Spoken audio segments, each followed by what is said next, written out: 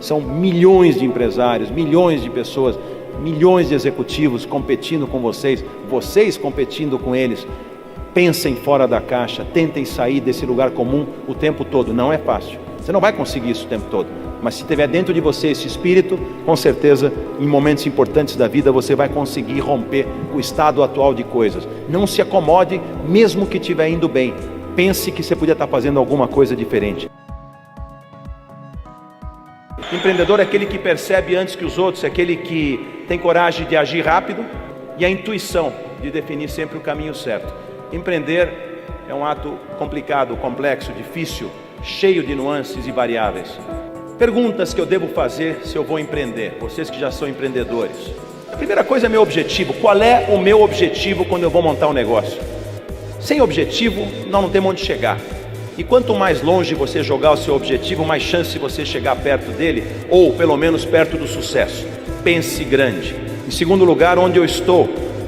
Então, o diagnóstico da minha situação. Para chegar onde eu quero chegar, da onde eu estou partindo? Quais são as condições que eu reúno hoje para poder chegar em algum lugar amanhã? Eu estou indo na direção correta? Então eu tenho que estabelecer metas, porque se eu partir na direção errada, a minha chance de me quebrar lá na frente é muito maior. Quanto eu preciso de dinheiro? Qual a previsão de recursos? Será que eu tenho recurso? Recurso ele vem de várias fontes, ou eu tenho eles, ou eu busco eles. Mas onde está esse recurso? O que pode dar errado? Qual é o meu plano de contingência? As pessoas são otimistas por natureza, muitas vezes o empreendedor não dá para empreender sem otimismo, principalmente com tantos problemas que o empreendedor enfrenta. Agora, sempre tem que pensar que as coisas podem dar errado. O que eu vou fazer se der errado? Para que caminho que eu vou? Por onde eu vou sair? E não, mas está tudo tão bem, está tudo direitinho. Mas não é assim. Tem que ter sempre um plano de contingência, saber como nós vamos recuperar de um possível problema que pode ocorrer. Em sexto lugar, flexibilidade. Até onde você deve insistir? Porque se você for um empreendedor com uma visão boa, você vai saber que tem certos momentos que você tem que dar uma guinada no teu projeto, ou você tem que entender que o projeto não é mais adequado para aquele momento. O que nós devemos controlar? O pulso do negócio. Qual é o sinal vital do negócio que eu preciso controlar? Porque eu, como empreendedor, não posso estar em todos os lugares ao mesmo tempo. Eu sou mais útil para o meu próprio negócio quando eu estou controlando os sinais que realmente eu devo controlar. E as outras coisas eu devo saber delegar. Então, o que nós realmente devemos controlar para que o empreendimento dê certo? Determinação e competitividade. Dar o melhor de si mesmo em tudo e ser extremamente determinado. Eu duvido que o Luiz Francisco, quando construiu isso aqui em 2001, uma empresa tão jovem como essa, não tem essa característica. É impossível que ele tenha tido esse grande sucesso que teve se ele não tivesse essa determinação em busca obstinada pelos seus objetivos. Você nunca pode desistir. E os percalços e as dificuldades surgem quando a gente menos espera. E eu sempre tive muita determinação naquilo que eu fui buscar e sempre fui muito inspirado nesse sentido. Saber perder nessas ocasiões, mas não gostar de perder. Eu sempre falo que a competitividade do empresário se resume muito no estilo que ele tem, desde pequeno de novo. Então eu sou uma pessoa que sou competitivo no negócio, como eu acho que vocês devem ser, como sou competitivo jogando meu tênis ou jogando minha sinuca, que eu adoro. Eu odeio aquele cara que chega e fala: eu jogo para competir. O importante é competir. Isso é discurso de perdedor. Ninguém tem que jogar para competir, tem que jogar para ganhar. Líder é aquele que realmente consegue transformar não só a empresa, mas muitas vezes as pessoas, claramente, e a sociedade. E às vezes até o mundo em que ele vive. Vocês imaginam se Mahatma Gandhi, por exemplo, que foi um grande líder de um grande povo, tivesse condição de ter televisão, transmissão via satélite na época em que ele pregava as coisas que ele falava? Ele não tinha. Mas seria espetacular você ver ele numa tela, no mundo inteiro, quando apenas algumas pessoas tinham essa sorte de estar na frente dele quando ele falava. Ética, honra, transparência, respeito, atenção, responsabilidade, dedicação, perfeccionismo, a verdade, são valores que eu sempre falo, né? A gente tenta colocar uma empresa muito up-to-date, os americanos chamam de uma empresa cool, né? Cool, C-O-O-L, pelo amor de Deus. Que seja uma empresa que realmente que atrai as pessoas, que as pessoas tenham orgulho de trabalhar nela, que tem essa motivação que vocês têm por esse projeto que vocês estão, que eu já ouvi, já senti, já vibrei junto com vocês, aliás me arrepiei lá atrás de ouvir o que vocês estão fazendo, mas esses valores não podem ser nunca abandonados, não tem nada mais up to date, mais atual do que esses valores. A história de dizer que cliente tem sempre razão, o cliente não tem que ouvir aquilo que ele quer ouvir, ele tem que ouvir aquilo que ele está te pagando para ouvir. No caso de um prestador de serviço, ele quer ouvir o que ele precisa ouvir, o que eu quero dar para ele, não o que ele quer ouvir, porque senão ele não precisa de mim. Então o cliente não tem sempre razão, e você tem que dizer sempre a verdade. É muito importante que a verdade seja a tônica das relações. A subserviência exagerada ou qualquer tipo de subserviência está matando o nosso negócio. Eu falo muito isso no mundo da publicidade. Fazer negócio a qualquer preço, cobrar qualquer coisa para não perder o negócio. Isso aí é um círculo vicioso contra você. Você faz negócio a qualquer preço, você acaba não tendo lucratividade. Se você não tem lucratividade, você não tem como pagar bem o seu pessoal. Se você não paga bem o seu pessoal, você não tem gente de qualidade produzindo grandes trabalhos. Se você não produz grandes trabalhos e não tem gente de qualidade, o seu negócio começa a ir para baixo. E você acaba devolvendo para o cliente um serviço de péssima qualidade. Eu aposto no círculo virtuoso, aquele em que eu realmente falo o que eu penso, cobro pelo meu serviço, não tenho vergonha disso, recebo por isso, consigo reinvestir no negócio, consigo trazer qualidade de pessoas, consigo fazer um grande trabalho e deixar o cliente feliz. Esse é o círculo que vai construir as relações de longo prazo com o meu cliente, e não o vicioso, como infelizmente a gente vê muito por aí. ênfase é uma qualidade importantíssima, e isso na minha personalidade sempre foi uma coisa muito forte, né? A ênfase com que eu coloco as coisas, desde pequeno. Vamos decidir para onde a família vai viajar. O enfático e levantava a mão, falava, dizia e acontecia. É um pouco assim hoje, e é muito importante a gente ter ênfase quando a gente tem paixão por algo. Não dá para você amar alguma coisa que você faz e não tem ênfase na hora de executar isso. Tristes são as pessoas consideradas sem ênfase. Eu diria não só as pessoas, as empresas. A empresa pode ter ênfase na sua forma de atuar no mercado, na forma de se posicionar. Palavras, às vezes, elas podem soar de acordo com a disposição do ouvinte e não com a intenção de quem fala. O peso das palavras, a gente tem que medir. O peso da minha palavra, quando eu falo com um filho, por exemplo, ou quando eu falo com a minha mulher, é diferente do que eu falo com o meu funcionário? Absolutamente não. Eu tenho que entender, claro que para cada um deles eu represento uma coisa diferente, mas eu tenho que saber que eu tenho um peso específico importante.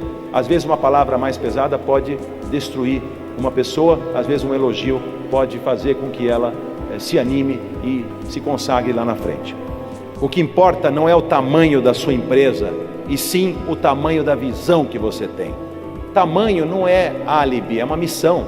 Não adianta se jogar atrás de um tamanho de... Nós estamos numa concorrência agora importantíssima na área de publicidade, a nossa empresa, e nós somos a maior empresa concorrendo, nós somos líderes do setor. As outras empresas são muito menores do que a nossa. E eu falo para o meu pessoal, isso não quer dizer nada, não quer dizer nem a desculpa de perdemos porque eles tiveram mais agilidade, essa não quero ouvir, e nem a desculpa ou dizer que já ganhamos porque temos mais poder e mais infraestrutura e mais condição de atender o cliente. Esse é o discurso de quem vai perder, porque baixa a guarda. Estamos maiores, não somos necessariamente maiores. E acho que é super vulnerável, e eu passo para as pessoas isso, porque quando a gente começar a pensar que estamos em cima do salto alto, nós vamos começar a cair dele e o tombo vai ser muito grande. Visão é o que faz a diferença, por exemplo, com todo respeito a um Circo Garcia e o Cirque du Soleil. Por quê? Porque com o passar do tempo o Circo Garcia continua um circo de animais, de leões, de palhaços, uma graça, pessoas se divertem. Porém, surgiu um circo internacional, que está de novo no Brasil agora, que não tem nem animais, mas que tem o sonho e a imaginação como sua base, que teve a visão de entender que o mundo evoluiu e que a graça e a leveza do circo e essa coisa lúdica que passa para as pessoas é completamente diferente no dia de hoje do que foi no passado. Uma frase ótima que eu adoro, que há dois tipos de pessoa no mundo: os realistas e os sonhadores. Os realistas são aqueles que estão indo, sabem onde estão indo. Os sonhadores já estiveram lá, pelo menos no seu sonho e na sua imaginação. O início do fim de qualquer profissional acontece quando ele se considera melhor do que os outros. Mark Twain dizia o seguinte, algumas frases muito divertidas sobre humildade. Ele disse que quando ele tinha 14 anos, ele achava o pai dele um imbecil. Então quando eu tinha 14 anos, eu achava meu pai um imbecil. Hoje eu tenho 21 e fico impressionado como ele aprendeu nesses 7 anos. Muito humilde, né? Mark Twain. Reconhecimento. É fundamental, no mundo de hoje, a gente saber dar crédito a quem merece. A história da meritocracia está por trás, com segurança, posso dizer, do sucesso dos meus negócios. Eu sozinho lá, posso ser experiente, posso conhecer publicidade, estou quase há 30 anos no negócio, não vou conseguir levar minha empresa para frente. Eu preciso dos meus profissionais, eu preciso do talento deles, eu preciso que eles complementem muitas coisas que eu não sou capaz de fazer. E não é dividir lucro só com os teus coleguinhas da direção, os vice-presidentes, não, é com todo mundo, seja na forma de mais salário, seja na forma de uma regra do jogo bem esclarecida, com boas avaliações. A meritocracia pressupõe diferença de comportamento, diferença de que a pessoa rende mais que a outra. Então, se essas pessoas têm essas diferenças, elas têm que ser remuneradas de forma diferente. A empresa tem que acabar com essa loucura de que as pessoas têm que olhar o que o outro tem. Quando eu falo em meritocracia, eu não falo só em dinheiro. Você sabe que a composição do reconhecimento de uma pessoa vem através de dinheiro, vem através de reconhecimento, vem através da felicidade que ele tem de ser reconhecido por ter feito um bom trabalho, de um elogio. É muito importante. Ao mesmo tempo, se o cara erra, nós temos que ser rigorosos, porém nós não podemos esquecer do peso da nossa palavra. Então, você podia ter feito melhor, da próxima vez eu acho que você devia ter feito assim, e não, o que é isso? O teu trabalho é um lixo. Eu não posso dizer isso para a pessoa, porque, queira ou não, posso até mandar ele embora, mas eu tenho que entender como eu tenho que dirigir as críticas e como essa história do reconhecimento passa pelas palavras bem colocadas. Eu adoro essa frase que no mundo dos negócios você tem muito mais chance de sucesso se você errar de vez em quando do que você se acertar sempre. Primeiro que ninguém acerta sempre, e o erro te faz crescer tanto que você vai ter muito mais chance lá na frente. Se eu tivesse só acertado, talvez eu não tivesse chegado onde eu cheguei. É irônico, mas é verdade. Tem que errar muito, bater a cabeça na parede para aprender. A melhor forma de aprender é através do erro, não através do acerto. Então, inovação sempre implica numa pequena indisciplina. Ser inovador é sempre buscar aquilo que no outro não pensou, é se atualizar constantemente. Nós, como empreendedores, nós, como líderes, temos que crescer junto com o mundo. E Raymond Rubicam, da Young Rubicam, que é minha sócia, agência americana, já falecido, disse há 40 anos atrás, e essa frase é super atual até hoje: resista ao lugar comum. Resist the usual. Pensa fora da caixa. Pensa em alguma coisa que ninguém pensou ainda. São 6 bilhões de pessoas que têm capacidade de pensar no mundo. São milhões de empresários, milhões de pessoas, milhões de executivos competindo com vocês, vocês competindo com eles. Pensem fora da caixa, tentem sair desse lugar comum o tempo todo. Não é fácil. Você não vai conseguir isso o tempo todo. Mas se tiver dentro de você esse espírito, com certeza, em momentos importantes da vida, você vai conseguir romper com o estado atual de coisas. Não se acomode, mesmo que estiver indo bem. Pense que você podia estar fazendo alguma coisa diferente. O filósofo chinês dizia que grandes realizações só são possíveis quando se presta devida atenção aos pequenos começos. Nós não devemos fazer micromanagement. Falando isso, eu não estou pensando no detalhinho. Eu, como CEO da empresa, não vou, mas eu entro de vez em quando e ligo para a minha própria empresa para ver quanto tempo eu vou ficar no telefone e peço um ramal. Eles nem sabem quem está falando. E quero ver, se não atender no ramal, se alguém em volta vai atender. As relações pessoais, eu adoro traçar paralelos, acabam porque as pessoas não cuidam dos pequenos detalhes. Eu lembro muito bem, meu pai vai lembrar disso, a minha mãe ligava todo dia para o meu escritório, ou todo dia para mim, dizendo: tem conta nova? Uma senhora de 80 e poucos anos, que não entende que na publicidade uma conta para conquistar é complexo, demora. E outra, já estamos com muitas contas, então, mãe, eu não tenho conta nova, mas eu tenho contas que eu estou atendendo.